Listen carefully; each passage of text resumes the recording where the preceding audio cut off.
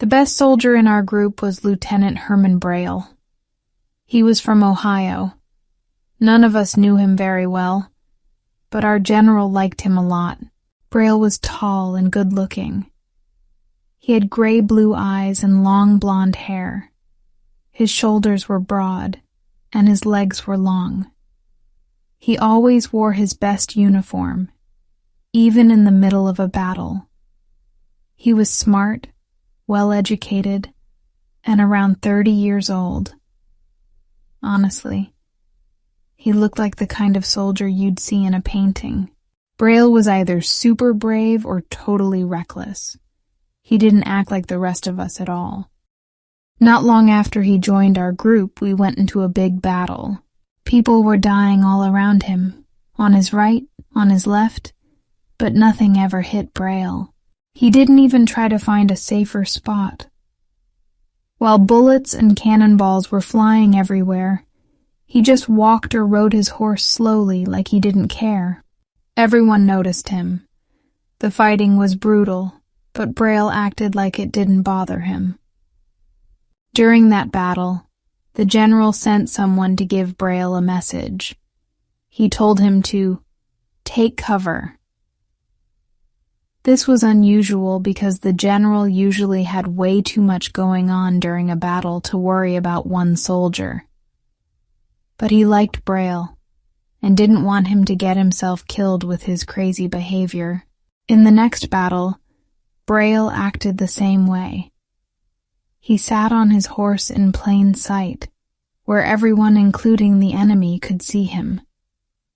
Bullets and cannonballs flew past him, but they never touched him.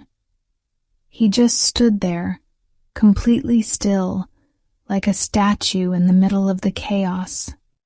After that, we all decided he wasn't brave or reckless, he was just incredibly lucky. The general thought so too, so he made Braille his messenger. Other messengers would get shot or injured, but Braille, he always made it through. He delivered the general's messages to the front line without any issues. Now let me tell you about the front line. It was usually less than 100 yards away from the enemy. Most of us would lie flat on the ground to avoid getting hit by bullets and shells flying overhead. But not Braille. Nope, he just strolled up like he was taking a walk in the park. He delivered the messages to the officers, and then calmly walked back to the general to give his report. Other officers in our group tried to talk some sense into him. "Don't be stupid, Braille," one captain said. "Take cover. Every enemy soldier out there is aiming at you. Your head's gonna get blown off." Braille just smiled. "Thanks for the advice, Captain," he said. "If I lose my head, feel free to say, 'I told you so.' I won't mind." Sadly, the captain was killed in the very next battle. He was hit by several bullets while standing on the road. Braille was there too, delivering a message. When he saw the captain's body, he got off his horse and dragged it out of the road, even though enemy guns were still firing. He carefully laid the captain's body on the ground and placed the captain's hat over his face. Then, like nothing had happened, Braille climbed back on his horse and continued with his mission. After that, everyone had a new level of respect for Lieutenant Braille. He was brave, reckless, and lucky all at once. We were glad to have him in our group. When he was around, we felt safer, like his luck might rub off on us. But deep down, we knew that no one stays lucky forever. Braille's luck couldn't last. Eventually, our regiment made it to Resaca, Georgia. We were close to Atlanta, the state capital, but there was one big obstacle in our way. The enemy had built strong defenses called earthworks at Resaca. The Confederate soldiers were hiding behind them, ready to stop us. These defenses stretched across flat, open ground and up the side of a ridge. At the ends of the flat area, there were clusters of trees. We stopped moving forward and set up camp. Our position wasn't bad. Our picket line, a line of soldiers keeping watch, was shaped like a half circle and stretched between the two groups of trees. In front of us was a huge field. The ground there was soft, wet, and full of stones, making it tough for horses to cross. The trees were helpful because they gave us cover to hide behind. But the open field? That was a problem.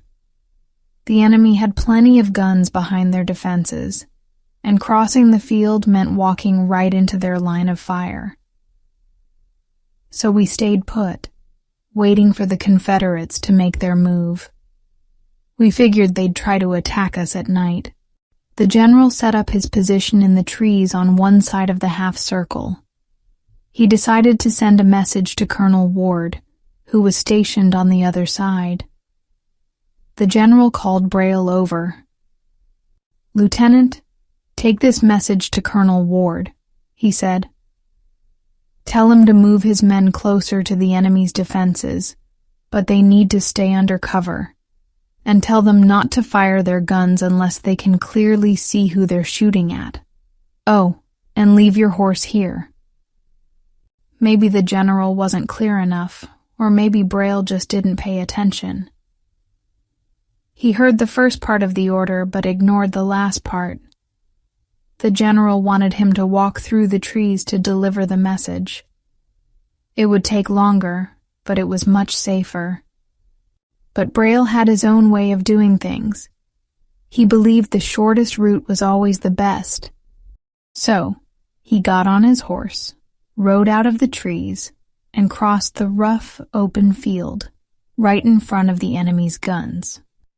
The general was furious. "What is that idiot doing? Stop him!" he shouted. A soldier on horseback rode after Braille to stop him.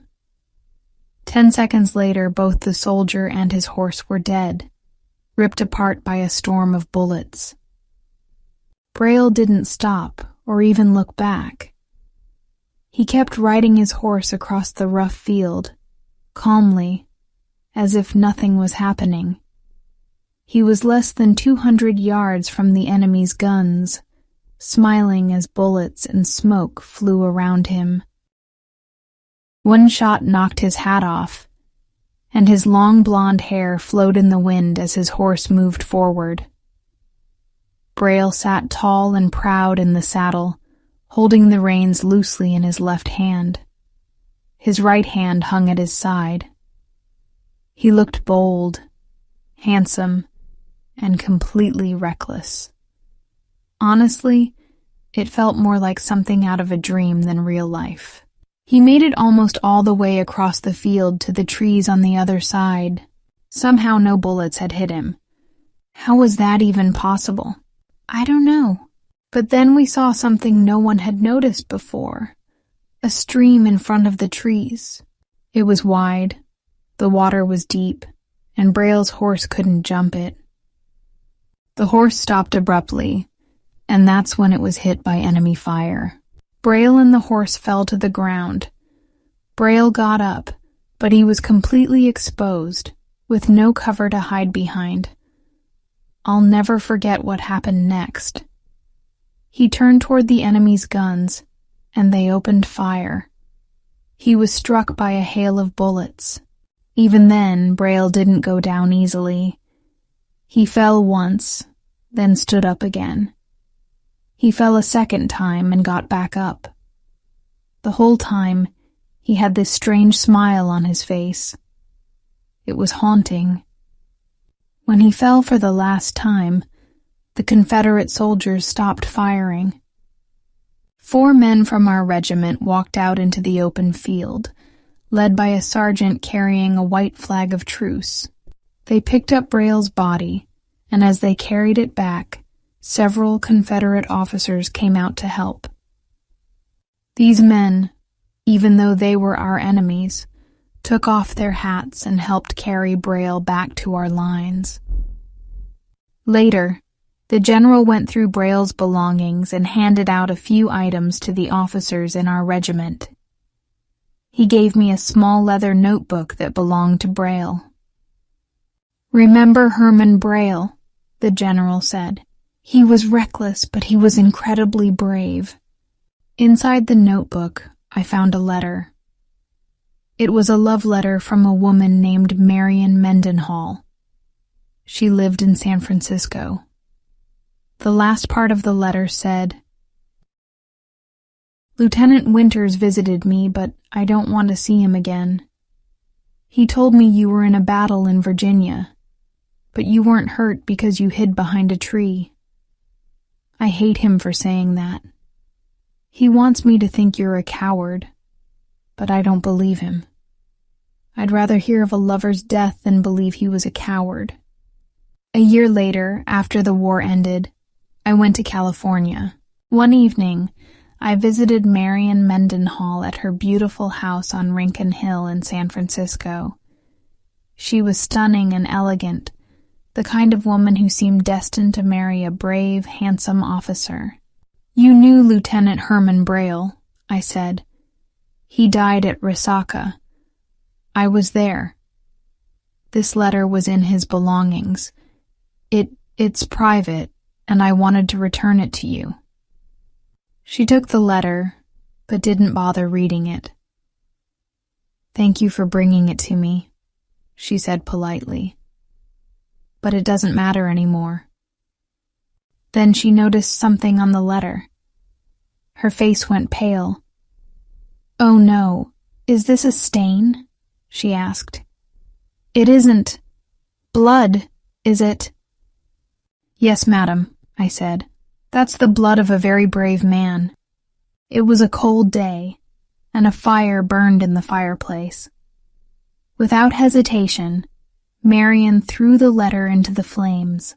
"Oh, I can't bear to look at blood. It makes me feel sick," she said. Then, as if it were nothing, she asked, "How did Herman Braille die?" I stood up, shocked. The letter had meant nothing to her, but it had belonged to someone I admired. I couldn't save it from the fire. It was gone, completely destroyed. She asked again, "How did he die?" Her face was lit by the fire, and her cheeks were flushed red, the color reminding me of the stain on the letter.